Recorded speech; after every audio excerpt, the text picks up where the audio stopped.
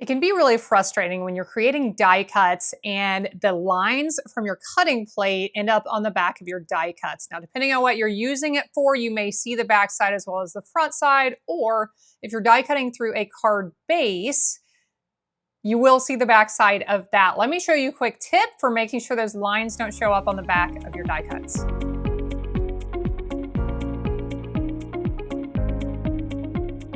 This is one card in particular where you see both the front and the back. So this is an area that I could have gotten a lot of lines. Now, I created this die cut shortly before I started here, and I put ink on here to make the lines just a little bit easier for you to see. So all of these lines from my cutting plate got pressed into the back of my paper. And if this is the front of my card, and this is the inside of my card, it just doesn't look very nice. So if you don't want to get those lines on the back side of your die cuts, here is something very easy you can try.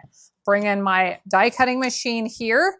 I am going to lay a piece of printer paper, scrap paper, junk mail, you name it. Lay a piece of paper right here on your cutting plate.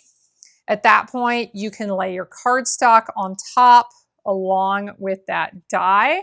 Let's crank this through and we will take a look at the back side. Because that paper is there, it protects it from all of those lines on my cutting plate. And even though I have used my cutting plate possibly thousands of times, you will not see those lines on the back side of my die cuts. I know you love tips and tricks for die cutting. I have many more where this one came from. Make sure you're subscribed, give me a like and a comment. That helps other crafters find my videos. I appreciate you, friends. I hope you'll be back again next time when I'll be here helping you to hand make with love.